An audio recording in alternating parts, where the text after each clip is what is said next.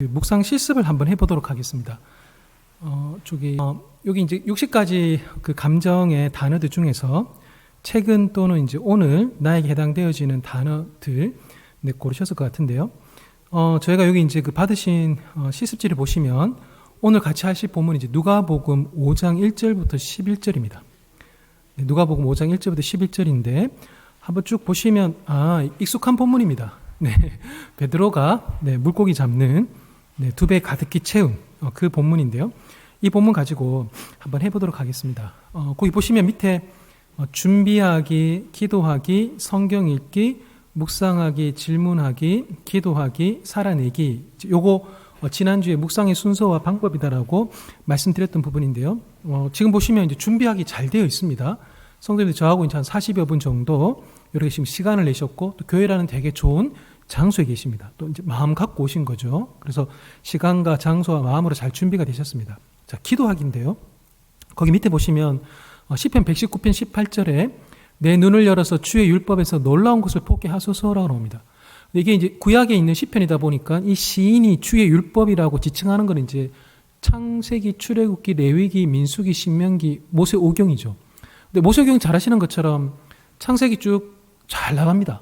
출애굽기 잘 나갑니다. 그러다가 출애굽기 19장, 20장부터 이렇게 브레이크가 슬슬 걸립니다. 오르막이 나옵니다.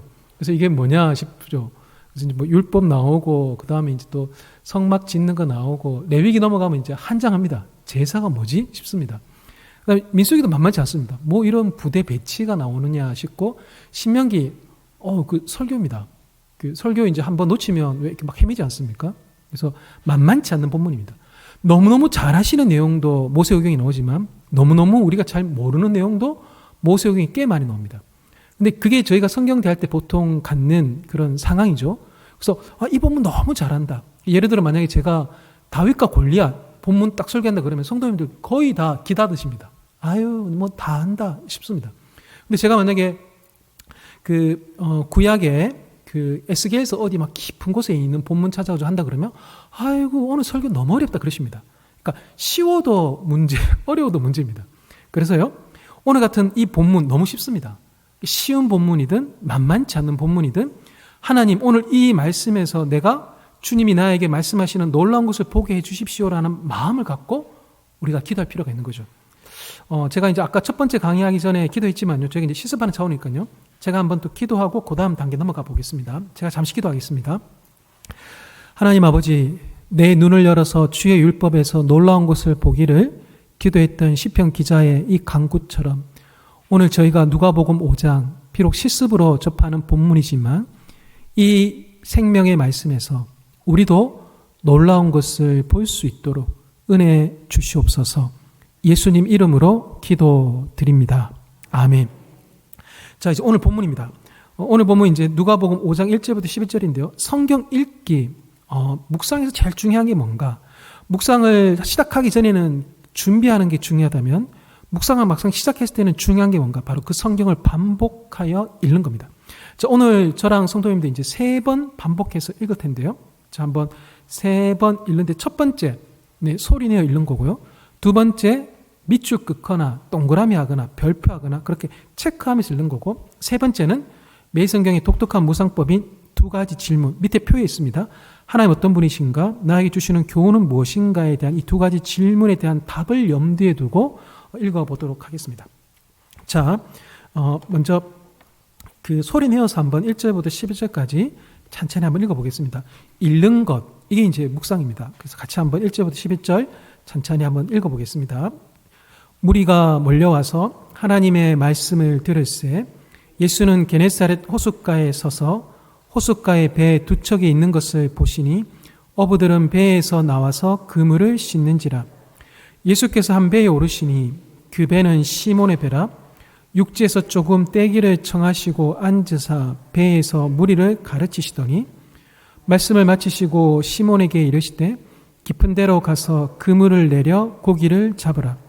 시몬이 대답하여 이르되 선생님, 우리들이 밤이 새도록 수고하였을 때 잡은 것이 없지만은 말씀에 의지하여 내가 그물을 내리리이다 하고 그렇게 하니 고기를 잡은 것이 심히 많아 그물이 찢어지는지라. 이에 다른 배에 있는 동무들에게 손짓하여 와서 도와달라 하니 그들이 와서 두 배의 채움에 잠기게 되었더라. 이는 자기 및 자기와 함께 있는 모든 사람이 고기 잡힌 것으로 말미암아 놀라고 세베대의 아들로서 시몬의 동업자인 야고보와 요한도 놀랐습니다. 예수께서 시몬에게 이르시되 무서워하지 말라. 이제 후로는 내가 사람을 치하리라 하시니 그들이 배들을 육지에 대고 모든 것을 버려두고 예수를 따르니라. 아멘. 너무 잘 읽어주셨습니다. 누가복음 5장의 이 사건은 성도님들에게 되게 익숙한 그런 본문입니다. 크게 어렵지 않다라는 이제 느낌을 받으실 됩니다. 그런데 이제 1절에 보시면 게네사렛 호숫가라고 나옵니다. 게네사렛, 잘 쓰지 않는 단어인데요. 그런데 정황적으로 보면 갈릴리 호수 맞습니다. 근데 이 게네사렛은 갈릴리 호수 인근에 있는 평원입니다. 들입니다. 평야입니다. 그러니까 갈릴리 호수도 안 그래도 이렇게 풍성한 이미지지 않습니까? 그 팔레스타인 땅에 이스라엘 땅의 그 메마름을 생각하면 갈릴리 호수 인근에 물이 넘치는 거 굉장히 풍성함입니다. 근데 그 풍성함에다가 덧대어서 인근에 있는 풍성함의 또 하나의 명사인 게네사렛 평원의 이름을 끌어오는 거죠. 그래서 풍성함 플러스 풍성함, 그게 이제 게네사렛 호숫가입니다. 근데 이 단어를 누가는 이 장면에서만 딱 씁니다. 뭔가 의도가 있겠다 싶은 거죠. 뭘까 생각해 보면 풍성함, 안 그래도 갈릴리 호수가 풍성함인데 거기다 또다시 이 게네사렛이라는 풍성함의 이미지를 끌어와서 갈릴리 호수를 게네사렛 호숫가라고 지칭하는 이유. 그런데 그 앞에 서 있는 밤이 새도록 수고하실 때 잡은 것이 없는 상반된 한 사람, 풍성한 교회 가운데 생명 없는 한 사람처럼 베드로의 모습이 부각되어지는 무대 설정인 듯이 보입니다.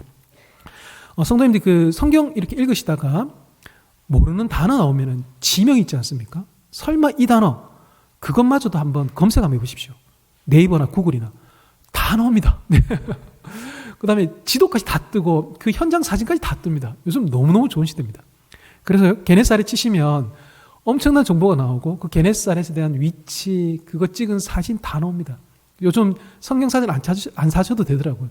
네이버에서만 딱 검색하셔도 이런 거구나. 그래서 게네사렛 정황적으로 갈릴리 호수다 싶어서 넘어갈 수 있지만 찾아보니 풍성함이 있네, 평원이네. 그러면 풍성함 플러스 풍성함인데 아이고야 이 주인공인 한 남자는 지금 아니네, 비어 있네. 이런 것들이 지금 부각되는 거죠. 자, 요 단어 말고는 저희가 이제 뭐 성경 사전 찾거나 해야 될 다른 단어들이 없다 보니까요. 또 큐티 교재 보시면 밑에 이런 단어들이 나올 때 줄을 달아두어서 참고하실 수 있게끔 도우니까요. 자, 한번 읽었습니다. 잘 읽으셨습니다. 자, 두 번째 읽을 건데요. 두 번째도 저희가 같이 소리 내서 읽고 난 다음에 제가 한 3분 정도 시간을 드리겠습니다. 그럼 그때 마시냐면요. 요겁니다. 똑똑똑입니다. 똑똑똑입니다.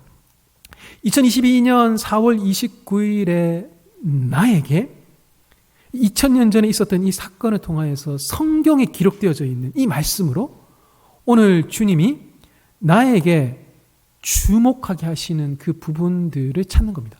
그러니까 지금 제가 수능 치는 게 아닙니다. 가장 이 본문에서 중요한 정답을 찾으라는 게 아닙니다. 제가 이 본문 가지고 실습을 해보면 성도님들이 오늘 하나님 나한테 자꾸 주목하게 하시는 부분이라고 꽤 많은 분들이 말씀하신 게 어디냐니까요. 바로 1절입니다. 1절에 무리가 몰려왔습니다. 근데 제가 만약에 이 본문을 가지고 설교를 한다? 그런데 제가 만약에 이 1절에 무리가 몰려와서 제가 온갖 힘 줘가지고 설교하면 안 됩니다. 이 본문이 문학적이고 문법적이고 문맥상 성경 신학상 가지는 핵심적 메시지가 있습니다. 설교 때는 그걸 다뤄야 되지만 그런데 묵상은 좀 더 개인적입니다. 아이고 목사님 그러다가 이단된다고. 네. 그런 우려 때문에 큐티 하지 말아라고 하는 교회도 있습니다. 근데 안전판이 있습니다. 공동체입니다.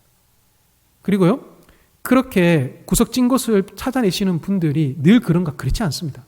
그러니까 참 신비고 묵상의 묘미가 있는 거죠. 이 본문 가지고 내가 작년에도 묵상했는데 그때는 눈에도 안 들어오더니만 오늘 어떤 구절, 어떤 단어, 주인공의 어떤 행동들이 보이면서 거기에서 하나님이 나에게 말씀하시는 것을 듣는 경우들을 꽤 많이 보게 됩니다.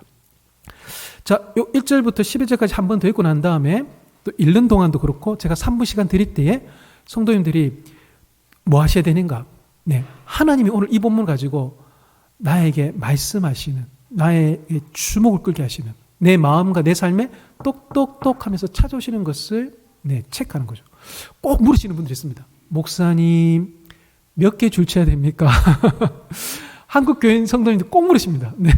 나이 상관치 아니하고. 한 개만 하셔도 너무 잘하시는 겁니다. 10개 끄셔도 너무 잘하시는 겁니다. 그러니까 중요한 건 뭔가 많이 끊는 게 아니라 한 개만 끊더라도 하나님 오늘 나에게 주목하게 하시는 거. 이걸 가지고 나에게 뭔가 말씀하실 것 같은데 이 구절, 이 단어 내가 지금 2달 전에 기도했던 거에 대한 응답일 수 있겠는데 등등 오늘 내 생각과 내 눈을 멈추게 하시는 거. 그걸 이제 우리가 체크를 하는 거죠. 한번 더 읽고 난 다음에 제가 시간 드리겠습니다. 같이 한번 저희 또 읽어보겠습니다. 무리가 몰려와서 하나님의 말씀을 들을새 예수는 게네사렛 호숫가에 서서 호숫가에 배에 2척이 있는 것을 보시니 어부들은 배에서 나와서 그물을 씻는지라. 예수께서 한 배에 오르시니 그 배는 시몬의 배라. 육지에서 조금 떼기를 청하시고 앉으사 배에서 무리를 가르치시더니 말씀을 마치시고 시몬에게 이르시되 깊은 데로 가서 그물을 내려 고기를 잡으라. 시몬이 대답하여 이르되 선생님, 우리들이 밤이 새도록 수고하였을 때 잡은 것이 없지만은 말씀에 의지하여 내가 그물을 내리리이다 하고 그렇게 하니 고기를 잡은 것이 심히 많아 그물이 찢어지는지라. 이에 다른 배에 있는 동무들에게 손짓하여 와서 도와달라 하니 그들이 와서 2배의 채움에 잠기게 되었더라. 시몬 베드로가 이를 보고 예수의 무릎 아래에 엎드려 이르되 주여 나를 떠나소서 나는 죄인이로소이다 하니 이는 자기 및 자기와 함께 있는 모든 사람이 고기 잡힌 것으로 말미암아 놀라고 세베대의 아들로서 시몬의 동업자인 야고보와 요한도 놀랐습니다. 예수께서 시몬에게 이르시되 무서워하지 말라. 이제 후로는 내가 사람을 취하리라 하시니 그들이 배들을 육지에 대고 모든 것을 버려두고 예수를 따르니라. 아멘. 네, 제가 3분 정도 시간 드릴 테니까요. 다시 한번 본문 찬찬히 보시면서 하나님이 오늘 실습하고 있는 나에게 주목하게 하시는 구절, 단어, 예수님의 어떤 모습, 그러니까 이 장면 속에 숨겨져 있을 것 같은 어떤 내용들, 아니면 이 본문이 아니라 또 다른 본문이 어떻게 연상될 수도 있습니다. 그 본문도 찾으셔가지고 메모하셔도 좋습니다. 3분 시간 드리겠습니다.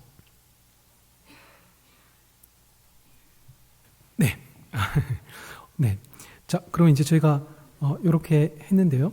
이제 저희가 이제 이렇게 그 교회 본당에 다 계시다 보니까 만약 이제 그룹별로 이렇게 하시면 이렇게 하시고 나서 오늘 내가 좀 이 부분이 좀 많이 주목된다라는 것도 서로 한번 나눔하게 하시는 것도 좋습니다. 왜냐하면 다른 분이 나는 오늘 5절에 그런 내용이 잘 주목 안 했는데 옆에 계시는 집사님이 5절에 이런 내용이 있더라 딱 그러면 5절에 그런 내용이 있었어? 본문을 훨씬 더 잘 이해하게 되는 거죠. 본문이 이해가 되지 않으면 그 본문으로 말미암아 적용점이 나오지가 않습니다. 적용점이 나온다 하더라도 그건 그냥 보통 저희가 하는 정도의 수준에 불과한 거죠. 사람 바뀌지 않는 거죠. 그래서 본문을 잘 이해하기 위해서 반복하여 읽고 읽는 단계마다 같이 잠시 나눔하는 것들도 굉장히 권해드리고 싶습니다. 이건 지금은 본당에서 못하지만 지난주에 목사님들하고 할 때는 요거 하고 나서도 서로 이렇게 나눴습니다. 그걸로도 굉장히 풍성한 나눔을 할 수가 있습니다. 자, 이번에 이제 3번째 읽기로 넘어가겠습니다. 또다시 한번 1절부터 11절 읽고 난 다음에 이제 뭐 하시냐면 밑에 표에 보시면 박스에 보시면 질문 1, 질문 2가 있습니다. 그럼 이번에 3번째 읽으실 때는요. 오늘 이 본문 속에서 나에게 주목되는 예수님입니다. 그러니까 수능 시험 치는 게 아닙니다. 여기서 제일 중요한 예수님의 모습을 뽑는 게 아니고 오늘 나에게 주목되는 예수님이 이분이구나, 이런 분이구나. 2000년 교회사를 오는 동안 이 사건, 이 기록을 가지고 수많은 사람들이 예수님을 만났을 것이고 또한 이 본문 속에서 예수님 이런 분이라는 거 수십 개 뽑을 수 있습니다. 많이 뽑는 게 중요한 게 아니라 단 하나를 뽑더라도 오늘 이 본문 속에서 나에게 지금 주목해 되어지는 예수님, 이런 분이시네. 또 하나, 이 본문 속에서 저희가 교훈을 얻는다면 수십 가지 교훈을 얻어낼 수 있습니다. 수십 개의 설교 메시지를 만들 수도 있겠죠. 자, 그런데 그런 중에 오늘 22년 4월 29일 오늘 나에게 하나님께서 주목해 하시는 오늘 이 잘하는 이 본문 속에서 하나님 오늘 이 교훈을 주려고 하시는가에 대한 그 주목해 되어지는 부분들. 그래서 이제 똑똑똑 하시는 나는 이런 예수야. 나는 너에게 이런 교훈을 주고 싶어라는 그 부분들을 주목해서 적으시는 거죠. 그러니까 발견인 거죠. 자, 그러면 한 번 더 읽고 난 다음에 제가 또 3분 시간 드리겠습니다. 같이 한번 또 읽어보겠습니다. 무리가 몰려와서 하나님의 말씀을 들을새 예수는 게네사렛 호숫가에 서서 호숫가에 배 두 척이 있는 것을 보시니 어부들은 배에서 나와서 그물을 씻는지라. 예수께서 한 배에 오르시니 그 배는 시몬의 배라. 육지에서 조금 떼기를 청하시고 앉으사 배에서 무리를 가르치시더니 말씀을 마치시고 시몬에게 이르시되 깊은 데로 가서 그물을 내려 고기를 잡으라. 시몬이 대답하여 이르되 선생님, 우리들이 밤이 새도록 수고하였을 때 잡은 것이 없지만은 말씀에 의지하여 내가 그물을 내리리이다 하고 그렇게 하니 고기를 잡은 것이 심히 많아 그물이 찢어지는지라. 이에 다른 배에 있는 동무들에게 손짓하여 와서 도와달라 하니 그들이 와서 두 배의 채움에 잠기게 되었더라. 시몬 베드로가 이를 보고 예수의 무릎 아래 엎드려 이르되 주여 나를 떠나소서 나는 죄인이로소이다 하니 이는 자기 및 자기와 함께 있는 모든 사람이 고기 잡힌 것으로 말미암아 놀라고 세베대의 아들로서 시몬의 동업자인 야고보와 요한도 놀랐습니다. 예수께서 시몬에게 이르시되 무서워하지 말라. 이제 후로는 내가 사람을 치하리라 하시니 그들이 배들을 육지에 대고 모든 것을 버려두고 예수를 따르니라. 아멘. 아이고 목사님, 여기 예수님 이런 분이시네요. 또 주시는 교훈은 이거네요. 몇 개 적어야 돼요? 한 개씩만 적어도 됩니다. 많이 적는 게 중요한 게 아니라 단 한 개씩만 적더라도 오늘 주님이 나에게 주목해 하시고 말씀 거시는 분, 태초에 말씀하셨던 그분이, 말씀으로 만물에 붙드시는 그분이 오늘도 나에게 오셔서 말씀하시는 이런 예수님, 이런 교훈, 네, 그걸 제가 이제 주목해서 보고 듣고 거기에 이렇게 이제 적는 거죠. 자, 또 한 3분 시간 드리겠습니다. 네, 여기 성도님 저희가 지금 요걸 하고 있습니다. 준비, 기도, 읽기, 묵상, 기도, 살기인데요. 지금 이제 읽기를 하면서 지금 이제 묵상, 질문에 답하는 걸 이제 넘어간 단계인데요. 지금 이제 보시는 요 그림이 이제 지금 성도님들께서 왼쪽에 지금 이제 기록하고 계시지 않습니까? 발견입니다. 발견인데요. 자, 그러면 이제 중간에 그 점선으로 되어져 있는 그 공간, 그리고 그 옆에 이제 연결인데요. 요거 제가 이제 잠시 설명해 드리고, 그 다음 이제 성도님들 같이 한번 진도 나가 보겠습니다. 왼쪽에 이 발견 있지 않습니까? 그래서 이제, 목사님들하고 지난주에 같이 할 때도 이제 요 발견까지 하고 난 다음에 목사님들이 이제 주되게, 오늘 나에게 예수님 이런 분이시다. 또 오늘 나에게 이런 교훈 주시는 것 같다. 그걸 또 같이 나눔하셨거든요. 근데 그렇게만 나눔해도 너무너무 풍성합니다. 근데 이제 묵상은 결국 우리 자신이 주님을 더 닮아가고자 하는 바이다 보니까요. 이렇게까지 나눔하시는 거, 이렇게까지 정리하시는 거 한국교회 성도님들이 정말 잘하십니다. 유튜브 통해 가지고 다른 교회 목사님들 다양한 설교를 들으실 뿐만 아니라 꽤 수준 높은 신학 강좌도 꽤 많이 접하십니다. 그러다 보니까 본문에서 메시지를 단순히 뽑아내는 것을 넘어서서 굉장히 성경신학적이고 조직신학적인 체계를 갖춘 분석을 해내시는 분들이 꽤 많습니다.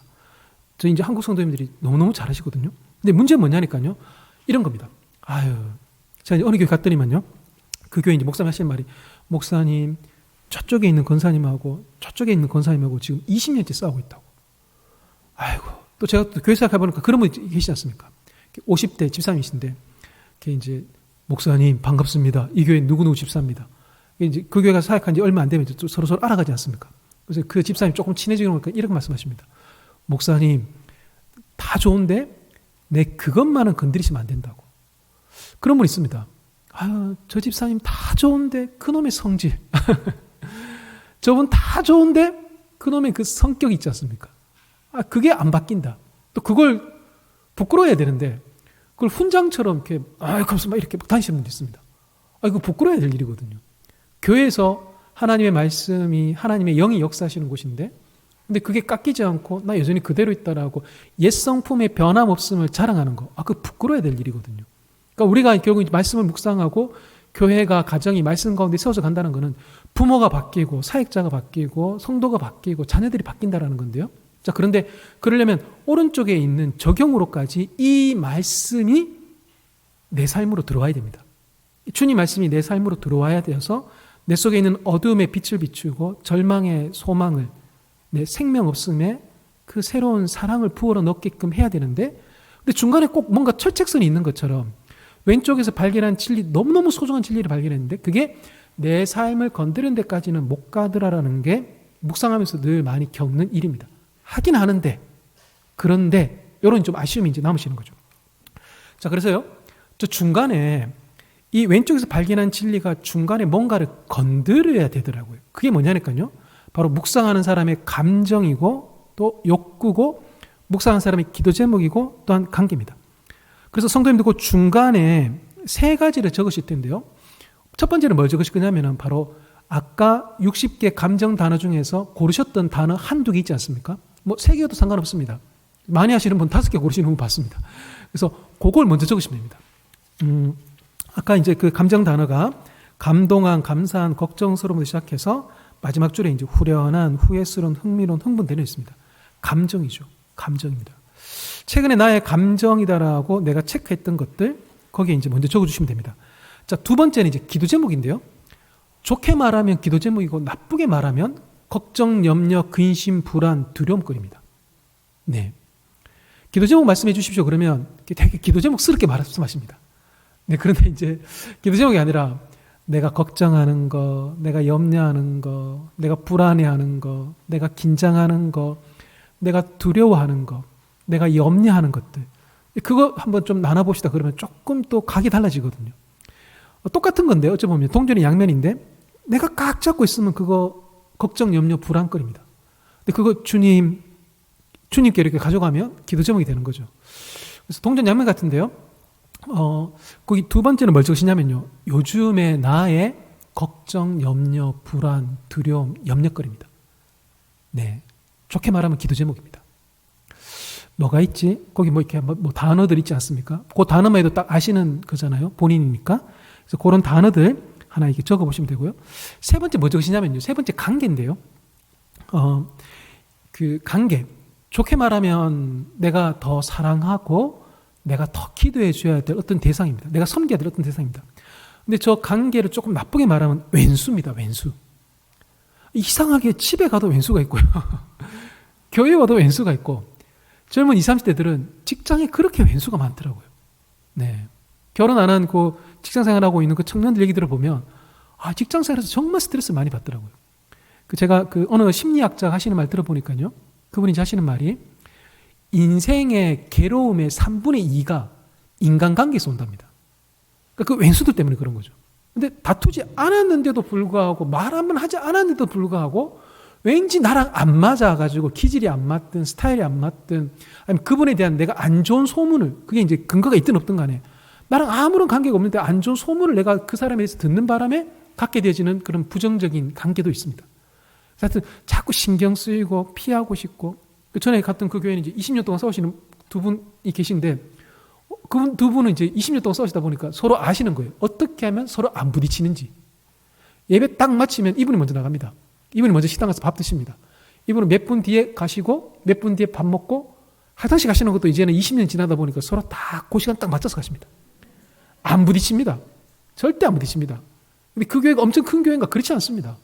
근데 안 부딪힙니다. 네. 그 말은 이제 같은 예배 시간에 늘 있다라는 건데, 식사 자리에도 이분이 이제 다 드실 때 들어오시니까 그래도 같은 공간에 있음에도 불구하고 안 마주친다라는 거죠. 마음 못 연다라는 거죠. 평생 원수가 교회에 있다라는 거죠. 저는 이제 관계가 우리 인생에 굉장히 많은 에너지를 끌게끔 만듭니다. 그래서요, 반드시 진리가 들어가야 될 영역, 감정과 걱정, 염려와 우리의 그 원수 같은 그 갈등, 긴장, 집착하는 그 관계들입니다. 이게 거의 우리 삶의 주어로 되어질 때가 꽤 많습니다. 감정이 주어 되시는 분, 불안이 주어 되시는 분, 관계에 매여 있는 분들, 갈등과 집착에 매여 있는 분들이 있습니다. 그런데요, 묵상은 뭡니까? 왼쪽에 있는 진리가 주어가 되게 하자라는 겁니다. 그래서요, 오늘 베드로가 그 모습을 참 많이 보여줍니다. 우리들이 밤이 새도록 수고했을 때 잡은 것이 없지만은 이게 베드로의 그 중간에 있는 베드로의 상황입니다. 이게 충분히 베드로에게 주어가 될 수 있습니다. 밤이 새도록 물고기 잡았다는데 얼마나 피곤하겠습니까? 지금 그물도 다 지금 정리한 것 같은데 허탈한 마음 갖고 지금 집에 가서 한숨 자고 내일 기약해야 되는데 이게 지금 베드로의 중간 상황이고 베드로의 주어가 될 법한데 누구든 다들 이해해 줄 수 있는 상황이지 않습니까? 그런데요, 베드로는 말씀을 들었습니다. 보니 주님이 한 배에 오르시고 거기서도 가르치시면서 베드로가 근접거리에서 들었던 거죠. 그리고 아마 그 이전에 베드로의 장모와 관련된 사건 통해서도 예수님이 어떤 분인지 안 것도 있다는 거죠. 자, 그러다 보니까요, 베드로는 왼쪽에서 발견케 되어진 것, 듣게 된 것. 주님 오셔서 나에게 똑똑똑 하셨던 것. 말씀에 의지하여. 그런데 그게 만만치 않습니다. 깊은 데로 가서 그물을 내려라 얘기하시거든요. 그러니까 말씀에 의지하여 베드로는 깊은 데로 가서 그물을 내립니다. 이게 이제 묵상하면서 우리가 주어를 바꾸어 오른쪽에 연결해내야 될 그 일들인 거죠. 그래서 요럽니다. 중간의 것이 내 삶의 주어가 아니고 중간의 것이 분명히 있음에도 불구하고 오른쪽에 있는 진리, 말씀하신 것이 내 삶의 주어가 되게 학교입니다. 그래서 내가 그걸 경험하지 않았고 그렇게 한들 낮에 고기가 잡힐 게 아닌 게 뻔하다고 예상함에도 불구하고 말씀이 그렇게 말씀하시니 말씀이 지혜로우니 내가 그 말씀을 주어 삼을게요 라는 게 저희가 이제 연결해내야 될 일인 것이죠. 자, 우선은 한번 그 중간에 성도님들 그 중간에 그 여기 그 점선으로 되어 있는 공간 있지 않습니까? 거기 한번 잠시 한번 좀 적어 보십시오. 한번 곰곰이 한번 생각해 보십시오. 요즘 내 인생의 주어가 뭔지. 그래서 그 감정, 그다음 걱정, 염려, 불안, 두려움, 염려거리. 그다음 세 번째는 그 관계, 갈등과 긴장과 그리고 일단 집착. 아니면 좀 더 내가 도와주고 섬겨야 될 어떤 사람이 될 수 있습니다. 자, 그거 한번 잠시 한번 생각했다가 그 다음 한번 넘어가 보겠습니다. 자, 한 30초쯤 뒤에 또 시작하겠습니다.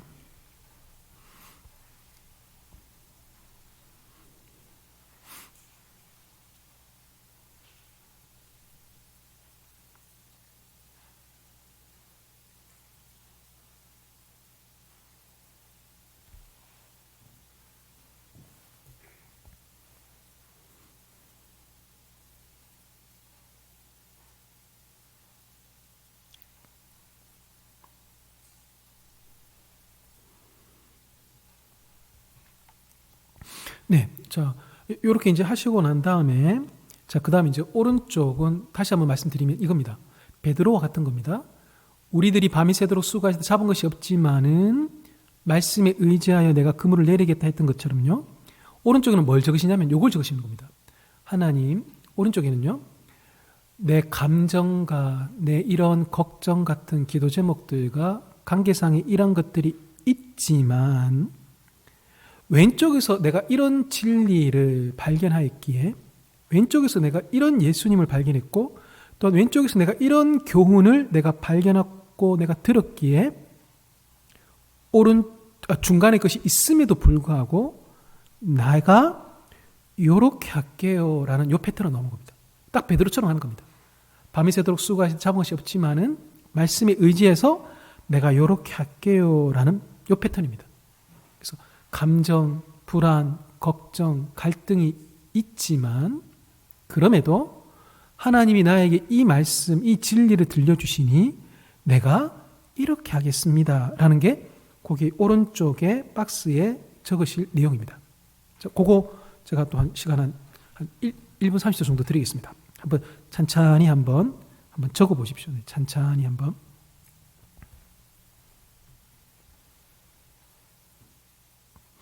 네, 이제 이렇게 하시고 난 다음에 이제 마지막입니다. 마지막에 이제 그 밑에 보시면 표에 묵상 기도문이라고 이렇게 나와 있습니다. 그래서 묵상 기도문인데요. 보통 이제 그 QTI라고 그 이제 미취학 아이들이 쓰는 그 QT 교재에는 그 본문에 따라서 묵상할 수 있는 그 기도할 수 있는 기도문이 한 문장이 딱 적혀져 있습니다. 근데 저학년용 매일 성경부터 시작해서 신의 매일 성경까지는 보면 요 QT를 하고 난 다음에 묵상 기도문을 이렇게 쓸 수 있는 난들이 이렇게 이제 제공되어져 있습니다. 저희가 이제 초등학생들한테는 그 한두 문장, 그 다음에 이제 중고등학생들한테는 5문장 이내, 근데 성인들은요, 5에서 10문장 정도의 이제 묵상 기도문을 쓸 것을 이제 권하긴 하지만요, 오늘은 어떻게 할 거냐면, 오늘은 딱 한 문장 쓸 겁니다. 네. 한 문장만 써볼 겁니다. 그래서 묵상 기도문입니다. 이 본문으로 말미암아 내가 하나님 앞에 드릴 수 있는 그 한 문장입니다. 제가 지난주에 저희 딸내미 그 온라인 그 예배 드릴 때 목사님 설교 다 끝나고 난 다음에 꼭 기도 딱 들으면 핵심이 나온다 그랬던 것처럼 우리도 그럴 수 있죠. 우리도 그렇게 하면 됩니다. 그래서 오늘 이 본문을 가지고 이 본문의 진리와 나의 지금 어떠한 정황들을 한 문장에 담아내는 거죠. 그래서 하나님, 그러면서 우리 나름의 이 단어들 그리고 이 말씀들, 내 상황들을 꼭 한 문장 속에 담아서 하나님 앞에 올릴 기도문을 저희가 이제 정리해 보는 것이죠. 자, 한번 또 제가 한번 1분 정도 시간 드리겠습니다. 한번 해보시면 좋겠습니다. 네. 요렇게 이제 하시면, 그 다음 이제 저희가 이제 살아가는 건데요. 이렇게 이 말씀의 요청에 제가 이제 부응하면서 이제 살아가는 건데요. 이제 묵상 기도문 이렇게 이제 하셨는데, 요 한 문장 가지고도 이렇게 서로 나눔 모임에서 되게 풍성한 나눔을 할 수 있습니다. 역대 나오는 단어 하나, 성경 구절 하나, 그 성경 단어 하나, 내 감정, 내 갈등, 내 염려, 그 단어 한 가지가 이 기도문 안에 들어가서 그 내용들이 정리되어 하나님 앞에 이렇게 드리게 되어지는 기도로 우리가 아랠 때, 이거 되게 진심과 마음과 말씀의 의지함들이 담겨져 있는 기도문이 되어지는 것이죠. 그래서 이렇게 한 문장 정도로 묵상을 정리하셔도 되고, 아니면 중고등학생들 큐티 교재 나오는 것처럼 한 단어로 오늘의 묵상을 딱 정리하셔도 됩니다. 굉장히 파워풀합니다. 하루 종일 잊을 수가 없습니다. 그래서 이렇게 이제 한번 적으신 것들을 가지고 나중에 이런 나눔 모임이 있을 때 그런 걸 한번 나눔해 보시면 그 한 문장 안에서도 정말 풍성하게 나눔이 된다는 것들을 많이 경험하시게 될 겁니다. 지난주하고 이번 주에 걸쳐서 이제 4번 이제 강의를 하면서 제가 했던 내용들입니다. 묵상은 세 사람의 새로운 이야기입니다. 그리고 묵상 전에는 내 시간과 마음 두 줄을 잡고서 내가 이 시간, 내가 이 장소에 산다. 그걸 정하시는 거 굉장히 중요하죠. 그래서 준비가 안 되면 2번, 3번 진도가 안 나갑니다. 자, 그럼 막상 이제 성경책을 펼치고 큐티 교재를 펼쳤다? 그럼 뭘 해야 되지? 첫 번째 읽고 두 번째 읽고 반복하여 읽으시면 됩니다. 꼭 한번 제가 맛보기를 권해드리는 건 뭐냐면요. 어느 날 한 본문을 10번, 20번 한번 읽어보십시오. 완전히 새로운 맛입니다. 아이들은 모르잖아요. 햄버거 막 빨리 삼키고 콜라 마시는데요. 어른들은 꼭꼭 씹을 때 그 맛이 무엇인지를 잘 아십니다. 꼭 한번 경험해 보십시오. 그러다가 몇 번 읽고 20번 있다가 진짜 본문의 단어가 꿈틀꿈틀거리는 거를 경험하실 수 있을 겁니다. 그래서 반복하여 읽는 거 제가 이제 말씀드렸고요. 그 다음, 교회 묵상한다는 게 뭔가? 하나님 사랑하는 겁니다. 말씀 묵상이 왜 교회와 가정을 단단히 세우는가? 우리가 주님을 사랑하기 때문인 거죠. 주님이 우리를 향하신 그 영원하신 사랑을 우리가 다 알기 때문에 우리 눈에 보이는 상황에 우리가 좌우되지 않는 겁니다. 영원하신 그분의 진리와 그분의 사랑이 우리 함께하고 있는 것을 늘 알기에, 그 반석 위에 있기에 요동치 않다 보니 우리의 교회와 우리의 성도와 우리의 가정이 단단히 세워져 가는 것입니다. 자, 그런데 이제 고민은 뭔가 잘 알겠는데 막상 하려니까 안 되더라는 겁니다. 그래서 결국은 함께 해야 됩니다. 학생들이 그렇게 돈 내고 스터디 카페를 가고 돈 내어서 시내에 있는 그 어학원을 가는 이유는 혼자 유튜브를 해도 되는데, 인강해도 되는데, 근데 옆에 사람들이 있으니, 같이 하니. 그래서, 저는, 제가 이제 거의 일주일에 한 9개, 10개 정도 나눔 모임에 참여하는데요. 근데 보통 성도님들 일주일에 나눔 모임 보통 1개 정도 있으십니다. 교회는 아니면 이제 지인들하고, 이제 줌을 하시든 현장에 하시든, 일주일에 단 한 번만 나눔 모임 같이 하셔도 굉장히 파급 효과가 큽니다. 그런데 그분들이 그날만 큐티 하시는 거 그렇지 않습니다. 그날 큐티 나눔을 잘 하려면 앞뒤 맥락을 좀 알아야 되다 보니까 그날만이 아니라 며칠을 더 하십니다. 그리고 나눔하다 보면 꼭 1 더하기 1 더하기 1이 3이 아니라 5, 10이 되는 걸 경험하시면서 그 맛을 알게 되십니다. 그러다 보니까 이제 이 함께 한다는 것이 얼마나 소중한가. 교회가 결국 한 몸이다라는 것을 경험하시게 되어지는 것. 그게 바로 묵상을 함께 하는 자리입니다. 묵상의 여정에 있는 책의 내용인데요. 사탄은 묵상이 얼마나 하나님이 원하시는 일인지 보다는 내게 얼마나 유익하며 얼마나 교회 프로그램으로 좋으며 또 얼마나 교회 성장에 도움이 되는지에 더 관심을 갖게 한다. 그렇다고 당장 할 필요는 없고 시작하려면 많은 준비가 필요하다고 말한다. 함께하거나 지도해 줄 전문가가 있을 때까지 나서지 말고 참으라고 권한다. 또 말씀으로 하나님과 교제하는 것보다도 더 시급하고 중요한 일들이 얼마나 많은지를 보여준답니다. 그래서요, 성도님들, 오늘입니다. 네, 내일이 아니라 머뭇거리지 말고 피하지 말고 미루지 말고 오늘 신발끈 단단히 묶으시고 또 교회에서 또 목사님들하고 같이 이렇게 또 돕고 성도님들 같이 손잡아 주시면서 묵상의 그 여정을 걸어가시고 그 묵상의 그 풍성한 그 하나님의 그 주시는 그 은혜의 부유함이 대본교회와 대본교회 성도님들 각 가정을 더욱더 단단히 세우시는 그 기쁨이 충만한 한 해 되기를 소망합니다. 기도하겠습니다.